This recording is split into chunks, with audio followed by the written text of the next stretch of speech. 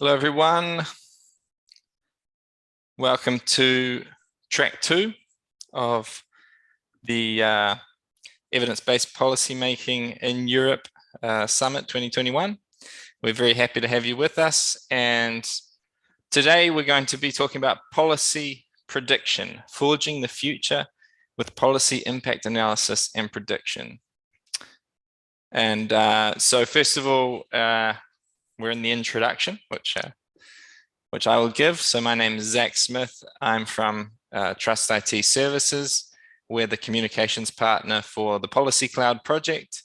And we've been a big part of organizing this conference behind the scenes, but also moderating some of the sessions. We will have the first presentation from Joseba Sanmartín using the IntelComp platform in the process of science and innovation policy, followed by Policy Cloud data analysis and simulation by Ricard Munne. Then data and disruptive technologies for evidence-based policymaking from Francesco Mureddu from the Lisbon Council and the DECIDO project. And DUET, digital twin technology for data-driven policymaking by Jurgen Silence from EIV and DUET. And we'll end it with a panel discussion with all our speakers. So, what are we talking about today? The wealth of data at our disposal should not only be used to understand the areas where new policy or change in policy is needed, but also to predict the impact of those policies, giving realistic key performance indicators on which they can be judged. This track will explore how policy impact prediction and analysis will lead to measurable outcomes and for further policy refinement. So this is really the track where we're getting into the nitty-gritty, not just about the areas in which we need to make policies, but what happens when these policies have been made? How can we track them? How can we make sure that they're actually doing what they were intended to do? And how can we refine them? How can we make those policies more effective? And how can we do that using big data, digital twins, AI, and we'll get into that as our speakers give their examples. So this will be a track with a lot of concrete examples, demos that actually show how the tools are going to be doing some of these things. And so these are our speakers. First off, we have Joseba Sanmartín, and now I have your presentation, Joseba. I will just bring it up. I can do that right now. Can everyone see it? Yes. Okay, so I will just give you a quick introduction. So Joseba Sanmartín holds a master's degree in applied economics and a master's degree in public policy evaluation, and is a senior policy analyst at the Spanish Foundation for Science and Technology. He is also a Spanish delegate to the OECD's Working Party of National Experts on Science and Technology Indicators. He's the project manager at the Spanish Foundation for Science and Technology of all the activities and projects dealing with the use of new sources of data and new techniques, in particular text analysis, for science and innovation policy. So I will hand over the floor now to you, Joseba, and let me know when to change slides. Okay, thank you. Can you hear me? Okay. So thank you, Zach, for the introduction. Hello, everyone. As Zach said, I'm a policy analyst at the Spanish Foundation for Science and Technology, part of the Ministry of Science and Innovation here in Spain. So next slide, please. Just a quick overview of my presentation. First, some ideas on evidence-based policymaking based on the work of an expert in public policies, Michael Howlett. Then a quick overview of our platform, the platform of one of the 5 projects in the summit, the IntelComp platform. And third, how we plan to use the IntelComp platform to help monitoring the impact of STI policy interventions. I would like to stress that our project deals with policy in STI, in science and innovation policy. Okay, so next slide, please. Just some ideas on the concept of evidence-based policymaking. I would like to stress that the concept of evidence-based policymaking is complex and I would say not clearly defined. It belongs to a series of efforts driven by reformers inside public administration to increase the efficiency and the efficacy of public policy making through the application to policy formulation of what is called an evaluative rationality. That's to use evaluations to better evaluation and other tools, I would say, to improve policy formulation. Policy formulation, we can describe it as one of the stages in the model of the policy cycle related to generating different options about what to do when to solve a public problem. So in the simplistic policy cycle, you have agenda setting. When you encounter a problem and you put it in the agenda, then you have the policy formulation, then the policy adoption, then the monitoring, and last the formulation, the adoption, the implementation, and the monitoring and evaluation. So in this theoretical framework, evidence-based or evidence-informed policymaking represents an effort to reform the process of policy formulation in order to have it with to include policy design. So I would say the aim of evidence-based is to have to minimize non-designed spaces when formulating policy. So to introduce rationality in the policy formulation. So I would like to stress this. Policy design is a specific form of policy formulation. So policy can be formulated without a rational design behind it. And it's based on the gathering of knowledge about the likely effects of different policy instruments on policy goals. So we have policy formulation. A specific form of policy formulation is policy design, which consists in gathering knowledge about the effects of different instruments on policy goals and the application of that knowledge to define the instruments and to implement them in the next phases of the policy cycle. Next slide, please.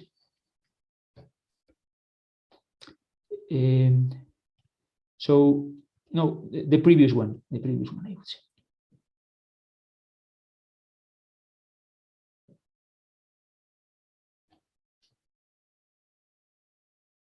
No, the previous one. This one. Okay. No, it's not this one. That one, yes. That's it. Yeah. Thank you, Zach. So what do we mean by evidence? We mean the no relationships between policy instruments and policy goals. For instance, evidence are what we are going to deal with in these sessions. This is the prediction or projections of the impact of different instruments. And I would also add a relevant issue here, at least for STI policies, the evaluation studies on the results and impacts of different instruments. So this is the kind of evidence that we use in policy formulation, in policy design. Just to remind the audience of some concerns that this movement of evidence-based has raised. One of them is has already been covered in this summit, and is that the use of evidence in policymaking requires that policy actors have the analytical capacity to carry out those evaluation studies or those predictions that my colleagues here in this session will later explain. In the case of the IntelComp platform, it is not designed to predict the impact of different instruments of STI policy, but hopefully it will modestly help to monitor the impact of specific policy interventions. Next slide, please. So what is the IntelComp platform? Is the result of the IntelComp project, Horizon 2020 Innovation Action. It will analyze large volumes of textual data using artificial intelligence services, well, mostly machine learning services for text analysis, and it will do so in high performance computers due to the large amount of data that we have at our disposal and that has been previously introduced by Natalia. The IntelComp platform is designed to assist public administrations and policymakers in several stages of the STI policy agenda setting, in particular in the analysis of the context of the intervention implementation. This is quite particular to our policy, but is the ex-ante evaluation of proposal for funding. So when researchers want to fund an investigation, they send a proposal to the administration, and the administration invests a lot of efforts in evaluating these proposals, and we think that this kind of platform can help in the ex-ante evaluation of these proposals, and also in the monitoring of the results and impact of policy intervention. So our aim with IntelComp is to exploit the data available in traditional and new sources of mostly open data in order to gather new measurements, new information that of course will be complementary to information already available in those stages of the policy cycle. Last, I would like to also stress that the platform will provide information for specific tasks like interventions of the STI policy, which will not be applicable to other tasks or interventions. Next slide, please. So what do we mean by monitoring?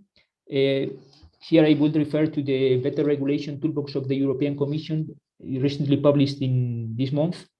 That here is the definition of monitoring. Here I would like to stress that monitoring is, as you maybe already know, is equally related to evaluation, but it's not evaluation, and it's the systematic collection of data, and also that monitoring also involves impact. So the notion of impact is quite complex, but maybe we can broadly define it as the effects of a policy intervention on its general objectives. So in order to monitor the progress of an intervention towards its general objectives, one has to measure the inputs, the outputs, the results, and the impact, according to the intervention logic of the policy, of the program, the call, what we are dealing with. So I think next slide, please. So this is my last slide, just to give you a hint of what the IntelComp platform, how the IntelComp platform or a platform in text analysis can help to monitor the impact of the intervention. It can be used to describe the direct links of impact to funding. So we have the inputs, the outputs, the results, and the impacts. And we can, via common identifiers, for instance, of grants, publication, patents, or even products, relate them together and analyze the text of all. If these are in documents, I would say, and we can also use the platform to detect indirect links of impact to funding via text analysis. So let me finish here, and thank you, Zach. Thank you so much, Joseba, and we will be discussing more together at the end of the session. But now I will hand over, so I'm going to stop sharing and I'm going to hand over to Ricard. If you can start sharing, and I will introduce you. So Ricard Munne is a project manager in the public administration sector of Atos Research and Innovation. He earned a degree in telecommunications as a technical engineer and pursued a postgraduate in information technology management at the Universitat Ramon Llull in Barcelona. Since 2011, he's been working in Atos Research and Innovation, where he's been involved in several EU projects related to various aspects of the public sector, like rural inclusion, Focus, Big, Seconomics, Move Us, Rerum, Science to Society, BDVE, Big Policy Canvas, and Grapevine. He is also the Policy Cloud Consortium Coordinator. So I'll hand over to you now, Ricard. Thank you, Zach, for the introduction. Good afternoon, everybody. So I'm going to try to provide some hints about the data analysis and simulation aspects that Policy Cloud is providing. So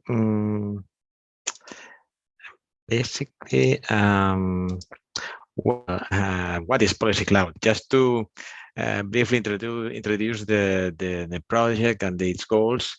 Basically, it is a cloud-based platform for data-driven policy management, providing integrated, reusable models and analytical tools to enroll data into valuable and actionable knowledge towards efficient policy making. Well, that's the definition, but at the end, what it does, it collects any type of data. It can use in-house data from the public administrations, external data, open data, and even social networks, and it can also be extended to other types of data. But basically, these are the types that are currently considered in this platform. So this data it is ingested into a cloud platform where it is also clean the data and let's say move it to the internal database, and also it is processed through different types of analytical tools depending on the goals of the different policies that the policymakers has defined. So at the end, what the policymaker gets is a set of key performance indicators that helps to evaluate and monitor the evolution of the different policies he's working on. So basically, this is done through as standard data gateways, data pre-processing, and also these analytical tools. And also it provides a great amount of flexibility on the cloud. So it doesn't need the public administration to have this tool on site. But what happens when you design a policy? Well, that's something really difficult to answer, no?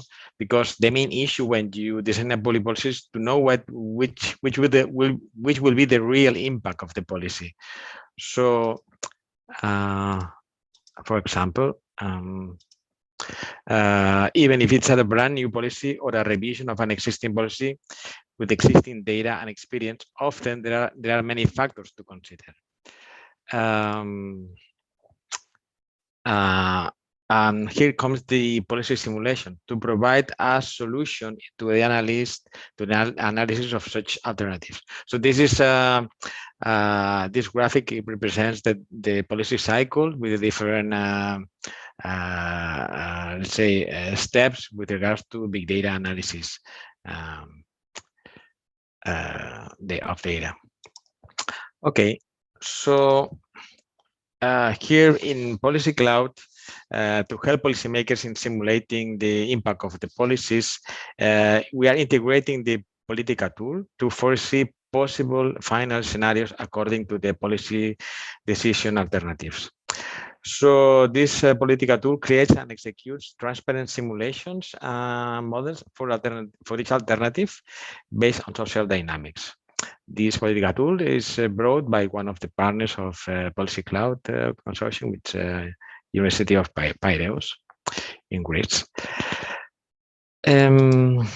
Well, this tool simulates the counterfactual policies with what-if simulations and meta-simulation tools.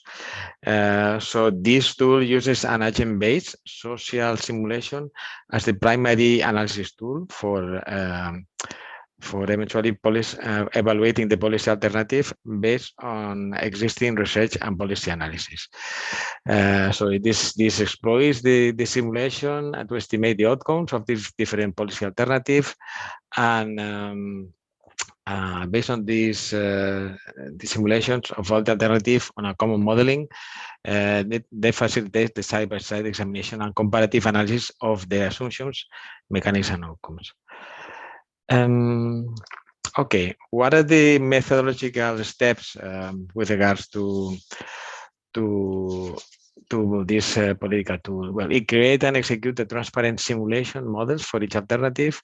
Then these models are enriched with the meta simulation structures and processes that make explicit and ground the assumptions behind each alternative, and also evaluate the alternatives in terms of explicit criteria supplied by the policymakers. Well, at the end, the application that we are landing in Policy Cloud is based on one of the pilots. So we are currently on that discussion, and the application of the simulation tool in the use case scenario from Sarga, which is one of the use case partners. This application deals with the different motivations for buying a certain wine. Be this the price, the buyer's income, the type of wine, social influence, and the promotional campaigns. So this is related to the Aragon region policy to promote their wines in different markets. So besides this set of policies that this use case plans to are deploying covers other types of monitoring of prices, etc. But in this regards, they want to simulate what happens depending on the different aspects that may influence the final decision of the buyers of the wines. So at the end, what are the outcomes of the project? So basically, there is a meta simulation methodology and its implementation for providing the insight and improving the quality of debate and critical around the policy design. There is an experimental prototype of the political tool, which is available in this URL. There are some demo videos on YouTube. So the next steps, because this is an ongoing work right now, is to integrate the political implementation to the actual use case of the political project, also develop a use case related to the Aragon pilot, and also develop the graphical user interface for the policy designers with little coding experience. So far, the tool provides, let's say, a text-based interface, and this has to be, let's say, made easy for the policymakers and the people who have to deal with this prediction tool in order to make this more user-friendly. And then the next steps also include the expand the methodology to the design analysis of networks of policies, and expand the reasoning capabilities related to the evaluation of the policy alternatives in Politica. Just to conclude, I want to acknowledge Professor Nikita Gurus from the Department of Digital Systems of the University of Piraeus. And for any additional information on this specific internals of this tool, you can check this following paper, which describes the implementation of the political tool for meta simulation based on policy design. Thank you. That's all from my side. Thank you very much, Ricard. And so now we will be moving on to the next presentation, which comes from Francesco Mureddu. So if you want to start sharing your screen as I introduce you. So Francesco Mureddu is the director at the Lisbon Council. He's an analyst and strategist in innovation and technology policies. He's driven the design and delivery of consultancy and research projects in a wide variety of topics, including the impact of digital transformation, big data, artificial intelligence, e-government, smart cities, ICT-enabled social innovation, future science, citizen science, research and innovation, policies, and a lot of work. Yeah, a lot of stuff. My wife is not happy of how many hours I spend on these things. So he is also part of the DECIDO project, and he's also in the Policy Cloud Impact Creation Board. So he's also involved a bit in the projects involved in organizing this event. I'll hand over to you, Francesco. Yes, thank you very much, Zachary. So I see that our basically presentations start with the same point, which is the policy cycle. and also, I mean, what is really the foundation of the DECIDO project? It's the policy cycle. So let's say the cycle of the creation of policies, coming from design, implementation of the policy, monitoring, evaluation, and agenda setting. And what we have, let's say, investigated right at the beginning of DECIDO are all the different technologies that can be used and that leverage on data and disruptive technologies and big data that can be used in order to let's say, implement the different phases of the policy cycle. So we go, for instance, in the predictive part, like simulating the impact of policy options, which is a phase that which deals with the design phase. So when you figure out possible policy options and then you devise their impact in order to choose the preferred one. But also prediction can be used for sure when you do an analysis of the data, when you want to do a generalization of the impact of your policy, and when you want to understand causal relationship in the agenda setting part. So the data, as I said, in the policy cycle are very, they are basically the foundation of the policy cycle when you use ICT. So in the agenda setting, data can be used in order to identify what are the emerging topics and in an early stage, in order to create relevant agenda points. And this might be done, for instance, collecting data from social networks or doing sentiment analysis, opinion mining, in order to understand the policy preferences of the citizens. After the agenda setting, there will be policy discussion, as I said, in which opinion mining and sentiment analysis can be used to help inform policymakers on the current trends of the policy discussion, but also they can be used really to understand where the debate on the policy options on the tables is going. A third point is a policy formulation and acceptance.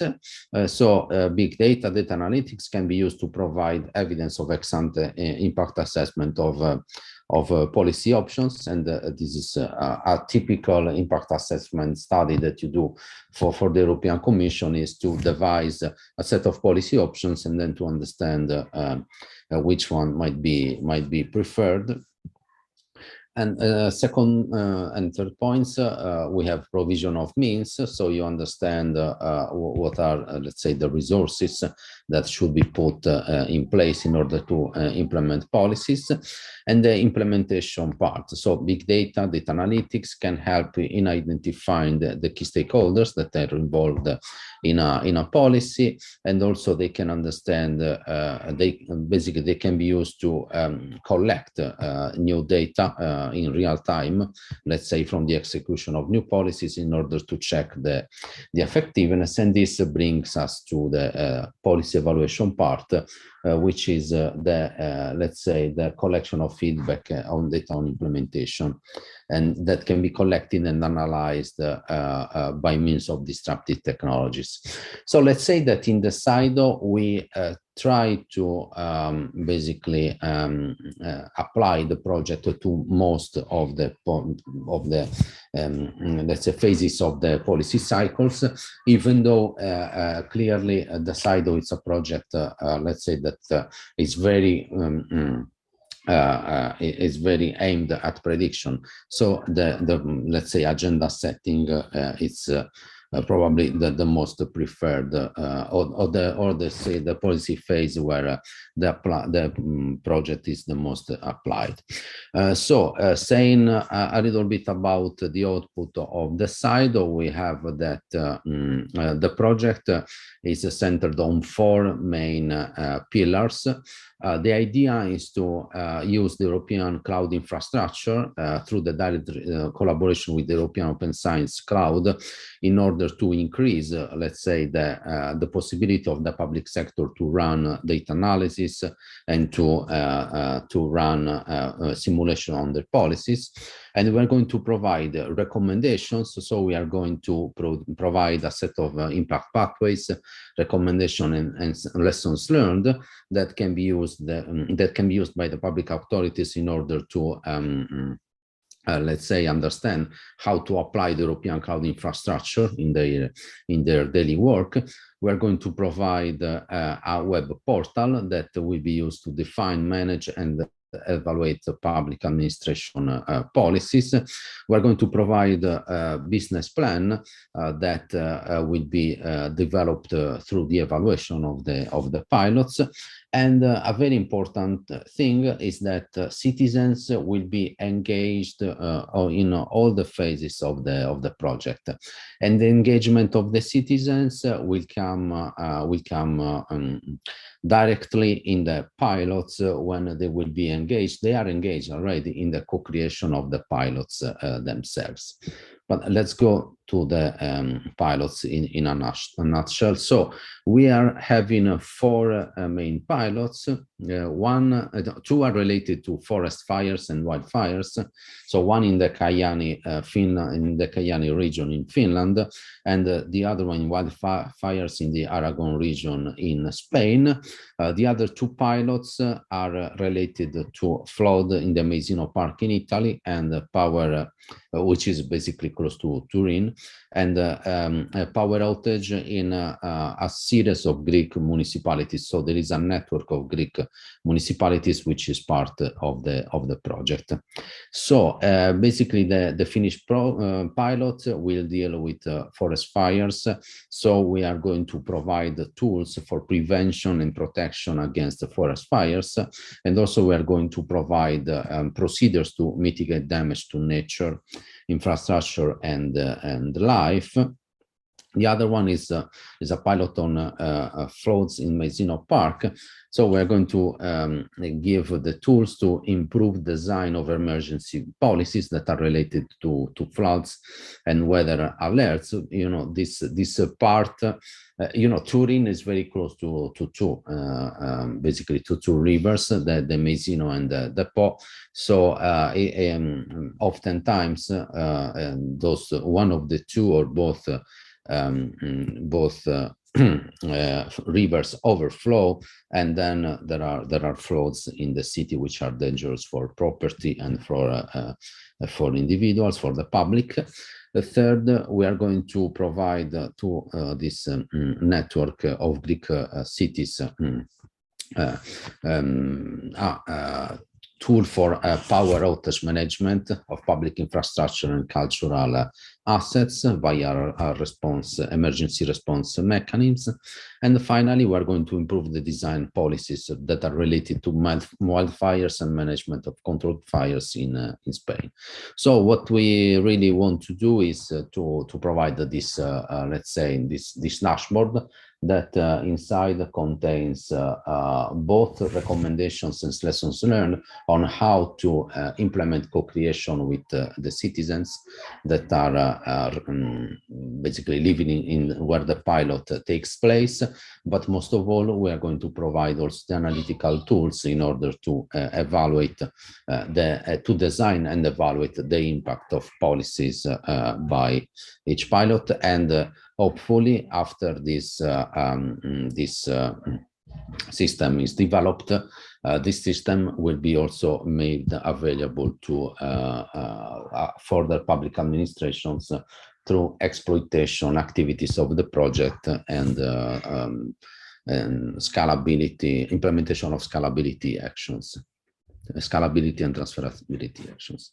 Thank you very much. Thank you very much, Francesco. And now we're moving on to our final presentation before the panel discussion. So if Jurgen, you could start to share your screen as I introduce you. So Jurgen Silence or Silence works for the Flemish government as a senior project manager for the Mobility and Public Works Department and the Flanders Information Agency. Jurgen is coordinating the DUET H2020 and Compare H2020 consortia and is active in the Urbanage EU project and has extensive expertise in project leadership, project implementation, setup business and functional design and management, and big data, data collection, data management and analysis, visualization of complex data sets. Jurgen also runs his own company, Cybitech, which focuses on application development, management, scientific and technical consulting. Thank you very much, Jurgen. I'll hand over to you. Okay, thank you for the introduction, Zachary, and hi, everybody. Well, the DUET project itself, it was explained already before by my colleague Lieven Raas. So basically, DUET is a Horizon 2020 EU project where we built a digital twin solution that will help the policy makers and other target groups to make data-driven analysis and decisions. At the moment, we are about to end the second year of the project. And we are very close to finish the open beta version of the DUET solution. So you can imagine it's a very busy period for the technical team at this moment. Okay, but this is what I will demonstrate to you as a kind of sneak preview. In fact, this demonstration will be a more practical presentation of a digital twin as one of the many disruptive technologies for policymaking. I will only demonstrate the map viewer. That's the heart of the DUET project. With the map viewer, we visualize data sets and model results. So that's enough for the background information. So I switch to the live environment. For the first case, I take you to Pilsen. Pilsen is a city of 170,000 people in the Czech Republic. As you can see, we start with an empty map viewer. With only the OpenStreetBase map available. Okay, and then we can start to select the Pilsen case. And then I can add some data sets. Okay.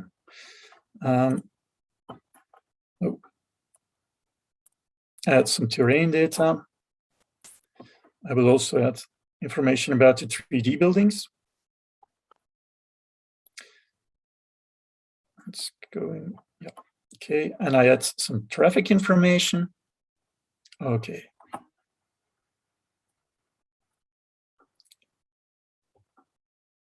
And this is how it's looking like now. You can see the Pilsen Cathedral and the traffic in the streets of Pilsen. Now we are going to make a simulation of the closure of some road segments to see the effect on traffic, air quality, and noise. Next to the city center, we find the Patton Bridge with a lot of traffic. So this is the bridge over here at the left side. And at the, okay, okay, so next to, yeah, okay, and then we will try to make a simulation of the closure of this bridge. So we will close both roads on the bridge. So I go to the change manager. I select both roads. And I start the simulation to block both roads. So the traffic model is now processing the changes to visualize the new traffic situation. And at the same time, the air quality and the noise models are calculating the effects on air quality based on the updated traffic information, of course, calculated by the traffic model. Of course, these simulations take some time. You get alerts sometimes for the processing of as you can see by the green boxes over here. New data sets are generated at this moment. So now I have to activate these data sets. So, okay, go to the data set layers again. Okay, it's only traffic data at this moment that's calculated. I will add this one already.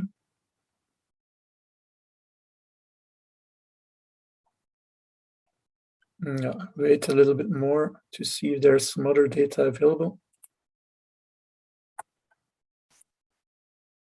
No, it's only the traffic results. Okay. And there, yeah, IR calculations as well. And going back to the data set. I also add the result of the traffic calculations. Okay, I keep it with this. Okay. So as you can see, I'll switch off all the layers that are not needed at this moment. So I go also to the 2D view. I zoom out a little. Okay. This is the situation, as you can see, the traffic situation before the closure of the bridge. Now we can see the simulation results. Okay, this is the situation after closure of the bridge. So as calculated by the traffic model. We also have the air quality situation before the closure of the bridge, and then after the simulation, we can see the calculations of the air quality after the closure of the bridge. And what's really very interesting is that we also have a delta layer available for air quality, this one. And the air, well, this is in fact the difference between the situation before and after the closure of the bridge. The green color indicates the improvement of air quality. Yeah, of course, by the closure of the bridge. Here, it's located here mainly. The red color indicates reduced air quality, and of course, the air quality is getting better on the closed bridge. And on the bridge, on the other bridge to the right, you can see that air quality is lowering as well as at the borders, offering the connection between both bridges. There's more traffic. Okay, since the information for the noise was not coming through very fast, I can skip to some screenshots I made for noise. Okay, put myself in presentation mode. This is a situation before the closure of the bridge, and this is a situation after the closure of the bridge, where there's less noise on the bridge that's closed, of course, and in some other parts of the city. Okay, but that's it for Pilsen. For the second demonstration, we go to Antwerp in Flanders. It's a city of about 500,000 people. Well, since we have only limited time, I will demonstrate this by screenshots and not live anymore. The City Flows project is an IMEC Belgium project that we visualized using the DUET solution. The test area is a small zone in the city, motorized and non-motorized. Well, non-motorized, it's cyclists and pedestrians. Traffic is measured. Traffic information is based on sensor data like telegram sensors, counting loops, information of smart traffic lights, but also mobile data, Wi-Fi data, floating car data, statistical corrections were added. As a result, we see the evolution of traffic over a 24-hour cycle. So in the framework of COVID-19, this project is really very interesting to see the movement, but also the evolution of crowd concentrations in the city.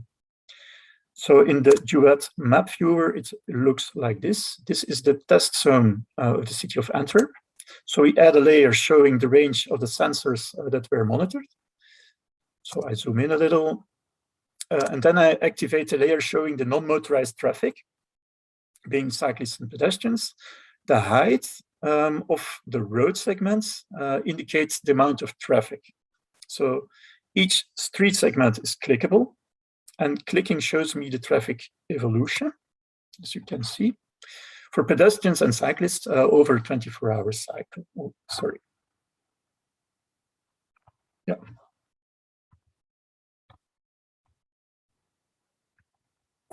Yeah. In the next step, I also added the LOD2 information for the buildings, giving you extra information. This is another view. And I also can update the styling. So now at this moment, you can see the high concentrations immediately on the screen. So I think that's it for the DUET demonstration. And I hope I didn't go over time. Thank you very much for your attention. Thank you, Jurgen. That was very interesting to see how the tool actually works. So now we'll move on to the final part of our breakout here, which will be a panel discussion with all our speakers. So thank you for switching on all your videos, and I will start sharing my screen again. So moving on to some philosophical questions. Why is evidence-based policymaking important? So whoever wants to start. If you like, I can start. Well, yeah. Well, for me, but maybe it's because of my scientific background. Well, with evidence-based policymaking, you analyze policy questions in a more scientific way, based on facts, based on live situations, based on simulations, based on models that are developed by skilled people, based on really huge data sets, making data so much more significant and making the results also much more sound and trustworthy. I think this is, for me, one of the main importances. Maybe another aspect is also that it will bring together different disciplines, varying perspectives, and also with different angles of view. So you get a more holistic approach of a policy question or a problem. May I add also something that maybe I think that besides to say that making decisions or taking decisions based on evidence and data, it is that on the contrary, not taking the decisions based on this, take it on the feelings, on the perceptions, makes it more prone to mistakes, and also it more prone to use in a, let's say, in not an efficient way, the public money, the money from the contributors. So I think that's one of the basic issues here to why to use evidence-based policymaking, because otherwise you may fall into mistakes and errors when taking decisions about policies. If I may intervene, also having decisions which are grounded in data and in science makes those decisions more easily taken up by the population, because the population understands that those decisions are grounded in evidence.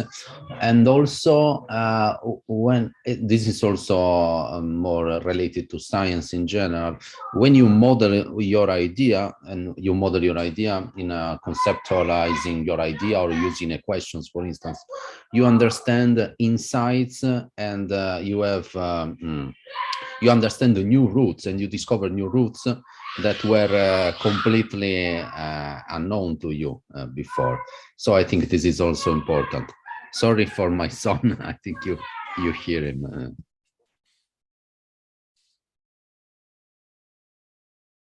Do you want to add something, Joseba? Well, I would say, well, that in fact it's important to have to know what works and what don't work, to don't repeat as Ricard said, to make the same mistakes. No, I think it's, well, now we call it evidence-based policy making. In fact, and we are here mostly focusing on predicting impact, but it's the same with evaluation studies. If you put the results of the evaluation studies of different instruments back into the definition of policies, you design based on evidence. So I think it's an old matter, but now we have more data and more tools and better tools to have this evidence-based policy making. But in any case, it's not only a question of having the data and the evidence, is how you put this into motion. And I think that's one issue that is really, well, is the second point, is a challenge. No, thank you. Yeah, go Ricard. Sorry, if I may, I just want to, let's say, contradict one of the affirmations by Francesco. because even he's right in what he said, that evidence-based decisions are easily or can be easily understood by people, taking into account the current environment, the political environment in Europe and most of the world today. Well, I think that this is not completely true. I think that people move more for feelings and other type of things. And nowadays we can see in the news that there are a lot of fake news. I would not say fake news. I would say just lies, because many politicians, just for the sake of gaining power and the populism, they just reduce the data they have, and they just turn into other things that is not really understandable from the scientific point of view, but from the sociologist point of view, I think it's understandable. But I think that's another area. But I think it's not easy to make this evidence-based policymaking understandable for the general public. So it needs some education, and of course it needs the collaboration from the politicians. Otherwise, this is, I think, totally unuseful. Well, this is true from, thank you, my friend. This is true. If we are talking about the general public, it's difficult to explain to them oftentimes, or really they don't trust the government. But you have to take into account also that most of the general public does not take economic decisions.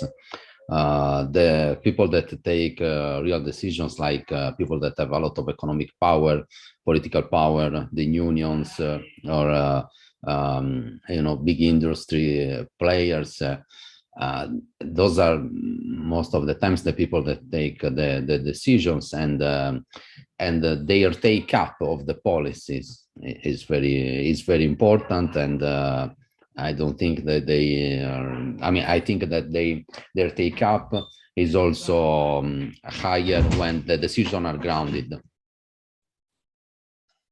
Yes, I agree with that, but I also think that they take the decisions on their own interest, not on the, let's say, the public interest. So if there are decisions that are taken by economical powers, they will take those decisions for their own interest, and then they can hide, let's say, the public benefit with just let's say, reshaping the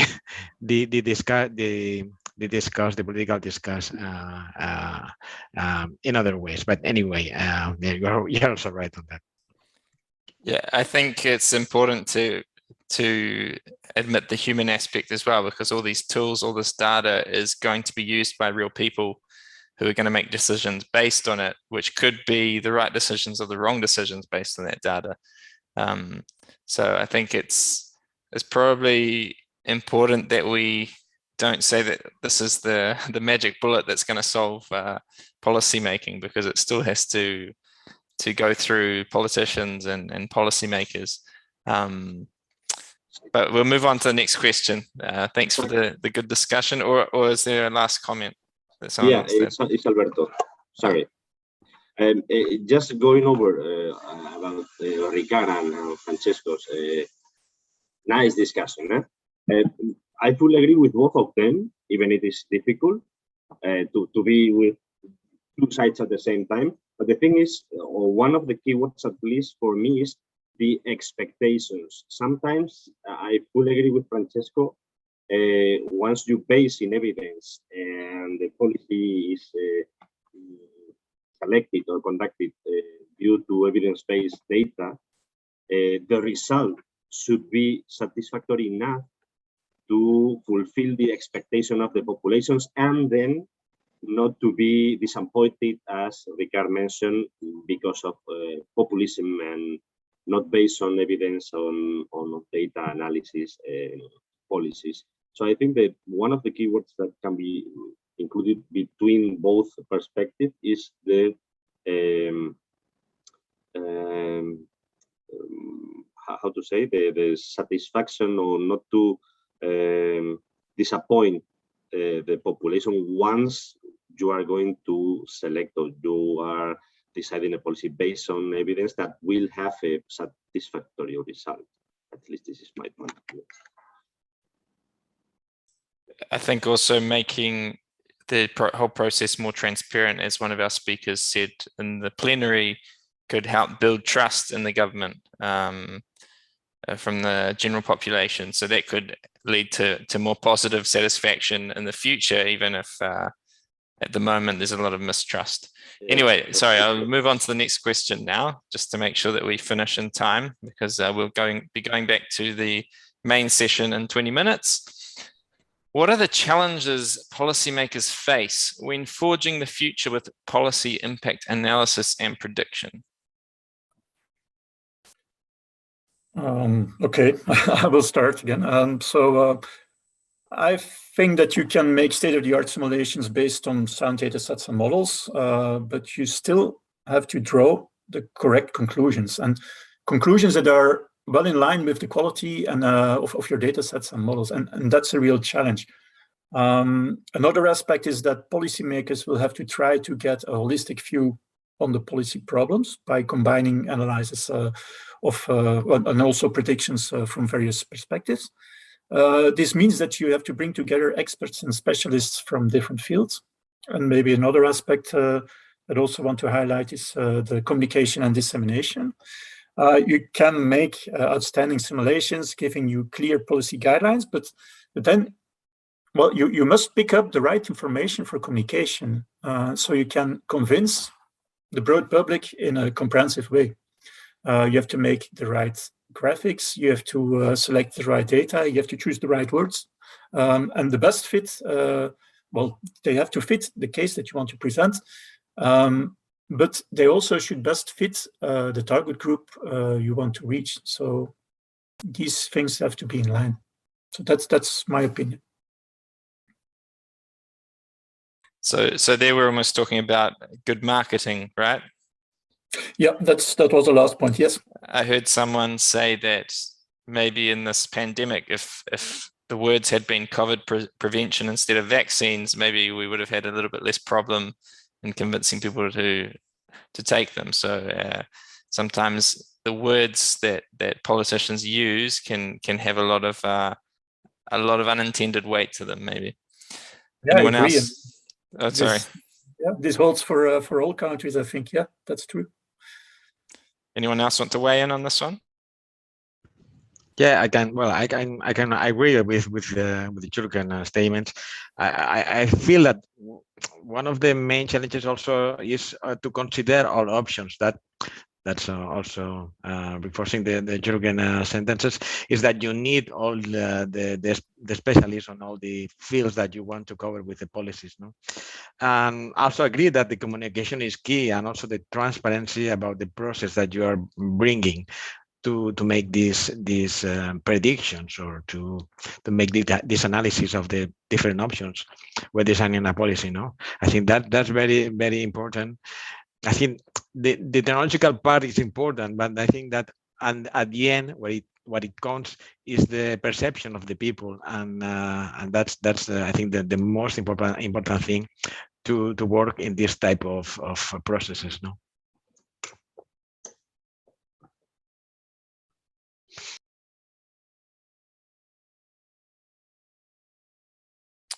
Maybe a question that I have here is, how important are the key performance indicators? Because we've been talking a bit about making policies, but obviously the monitoring and re-evaluation and making policies fit better can be using big data with certain key performance indicators to understand how things are actually going, and maybe how policies can be adjusted to make things go better.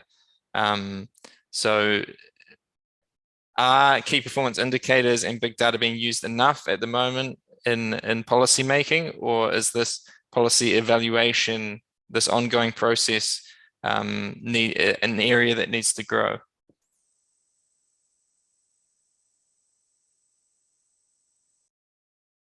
Well, I can say that I understand that in the past they have been used because most of the countries have statistic institutes, so they gather data, and then based on this information in the past, even with no IT technologies such as advanced as we have now, this could be made.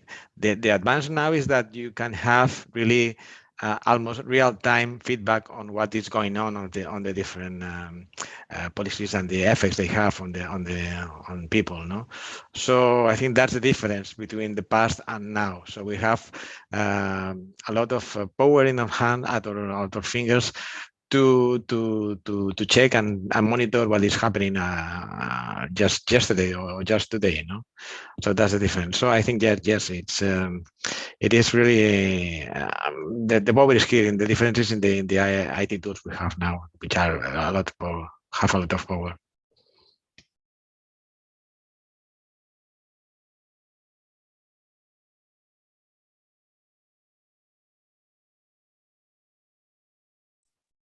All right, so it sounds like we've covered this question.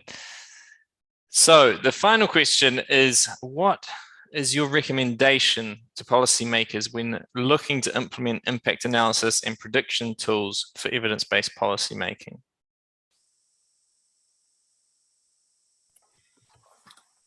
Well, I think it's a bit a combination of the answer on both previous questions, Zach. But to summarize, I think, my recommendation would be, spend enough time in quality control on all aspects of the analysis. That's the first one. Also, synchronize the outcome of and the conclusions of your policy question with the detail level, the size and the quality of the data sets and models.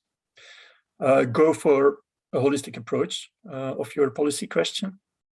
Break down the silos, try to see the policy questions from different angles, bring experts together and professionals from different fields and different expertises.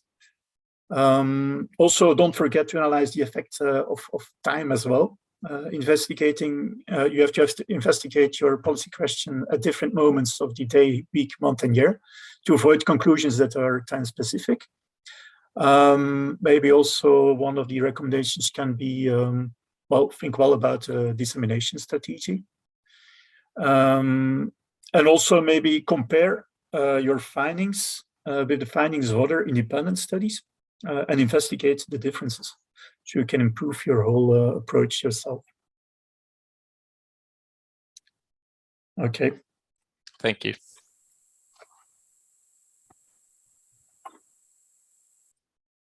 Maybe Ricard? Well, I agree with Jurgen and basically in all his statement about this. So yeah, I think that the key question here is, in order not to fail, because we know that the politicians are under a lot of pressure, not only from their own promises to the people, but also from the political contingents, that they have to demonstrate that they take the right decisions. So I think here the transparency is key in order to make things to demonstrate that we are, at least decisions are taken with goodwill and based on data that is that can be shown, as this is not just a guess. The decisions.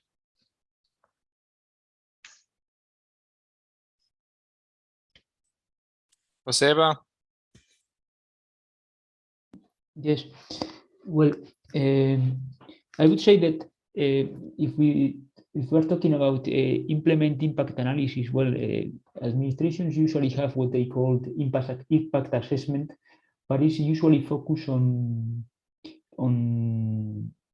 regulation. No? When you want to put a regulation, you do an impact assessment.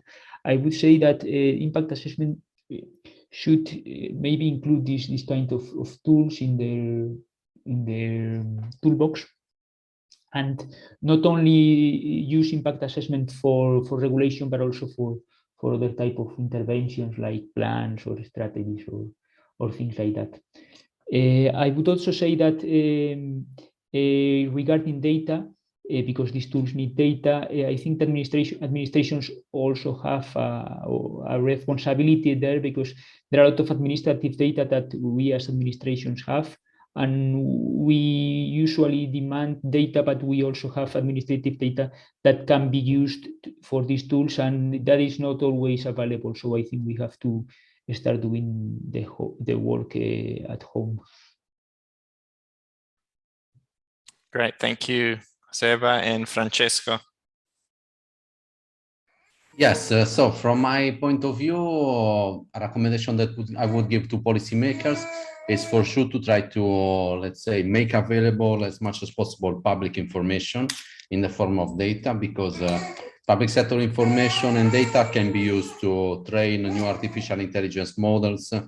So they can be used to refine predictive models and to have better predictive models that can evaluate policies. So the availability of data is really the fuel for artificial intelligence.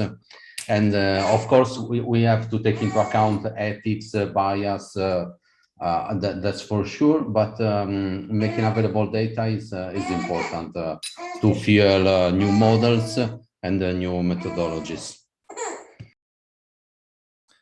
Thank you. Now we have 10 minutes left. And so maybe if there are any questions from the audience, I see Oliver has also been writing some comments. If you want to turn on your mic, Oliver, and contribute something to the conversation, maybe we can keep on discussing what we have been until now. Yes, thank you. Yes, it's what have been just comments, but what we have seen in such a case like the pandemic, that in Germany it was very grave that there was a quite wrong prediction on the behavior of the people based on prediction. So there's a feedback loop, and it's very, very difficult to have, especially the behavior in the prediction.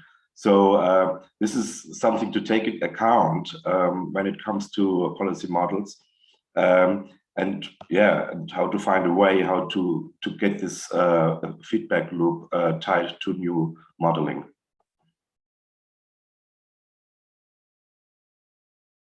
So, for example, in Germany, they predicted in the third wave a much higher wave from the behavior from the second wave. You see, and it was another scenario because people reacted from their experience, and they predicted themselves potentially decisions, so they reacted quite compliant, and so they were really wondering why this effect was there, and then this came out.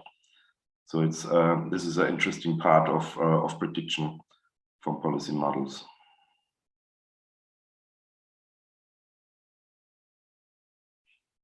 Thank you, Oliver. Yes, that's the reason why I think I said at the beginning of the discussion that I think that other types of disciplines have to be brought into this type of tools, as for example communication and also sociology, because the type of effects that the policies have and also the public opinion, etc., that's going on today, it's very difficult to shape. So I think that's something that maybe falls out of our scope, as we are mostly IT people. But I think that with the new let's say artificial intelligence algorithms, this should be also taken into account.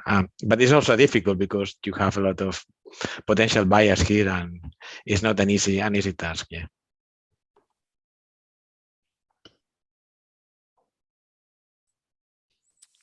On your comment, interesting, Ricard, as someone who studied humanities, often sociology, history, they kind of get left out of the of the conversation, and everyone's talking about data. But you're saying that maybe bringing in these sorts of disciplines could help add to the way the data is interpreted. Is that what you're saying?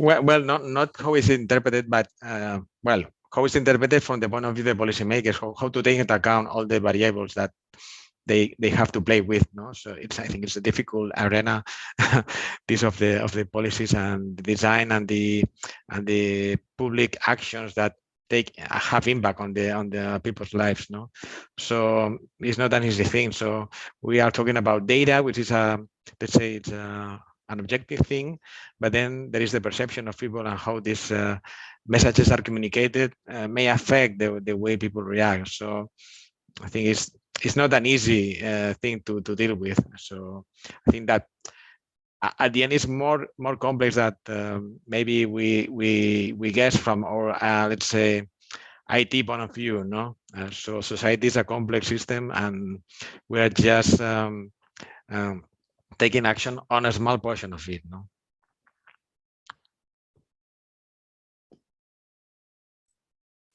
Thank you, Ricard. So are there any other questions? I see something in the chat. It's still Oliver. So he said, you know, maybe social media mining can get the feedback in. And so that is one thing that Policy Cloud is doing in one of the pilots or two of the pilots, I think, is social media mining, right? Yeah, we are in Policy Cloud. We have, let's say, an analytical tool for social opinion, no, mining. So some of the use cases are taking into account this as well. But again, you have just a channel when you are getting this information. But you know, as nowadays, these social media are quite polarized in terms of opinion. So, well, you can take this into account, but be cautious because maybe the bias here is very important. So I think that social networks are not the reality of the society. It's just, let's say, the point of a needle. But it has a lot of it computes a lot of public space, but it's not just the reality. And I think it's also important to look at demographics, because with all the social networks that there are today, often there's very different age ranges, even, you know, different genders use a certain social media more than others. So maybe you'll get very strong opinions on something which is coming from a certain portion of your population, which could be useful for the policymaker. But obviously, this sort of data would need to be taken into hand, because you know, maybe a large portion of the population might be on social media but not writing anything or not commenting or not giving opinions. So yeah. Yeah, but in addition, social media can be easily manipulated. You know, there are a lot of bots that are using, for example, for Twitter and other social networks. So I think we have to be cautious with the use of this data, because not always is the right source of information.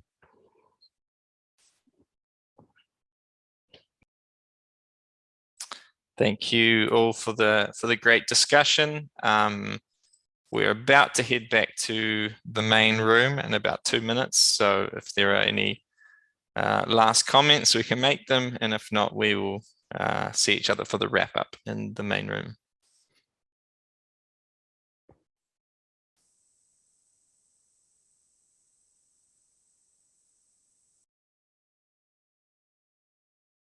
And so I encourage all participants to check out the 5 projects which have organized this event: AI for Public Policy, DECIDO, Digital Urban Twins, IntelComp, and Policy Cloud. You can see the websites here.